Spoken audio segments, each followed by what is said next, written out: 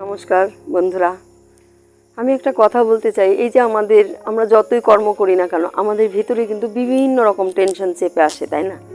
অনেক রকম, যেমন কারো বিভিন্ন দিকে সমস্যা, কারো শারীরিক সমস্যা, কারো মানসিক সমস্যা, কারো আর্থিক সমস্যা, হ্যাঁ, কারো সাংসারিক সমস্যা, দৈহিক সমস্যা, সমস্যা না আছে। তাই একটা কথা কি, যে তোমরা বেশি টেনশন করো না। যারা বেশি টেনশন করে তাদের নিয়ে একটা কথা বলছি। যেমন সব কিছুই তোমার নিয়ন্ত্রণে না, তাই নিয়ে নিয়ন্ত্রণের চেষ্টা করো না, তাই না? আর দুশ্চিন্তা সমস্যা কমায় না, বরং দুশ্চিন্তা সমস্যা বাড়ায় এবং মন খারাপ করে সব সময় দুশ্চিন্তা থাকলে। তাই মন খুলে একটু হাসো। এবার একদিন সবই ঠিক হবে না, কিন্তু একদিনই ঠিক হবে।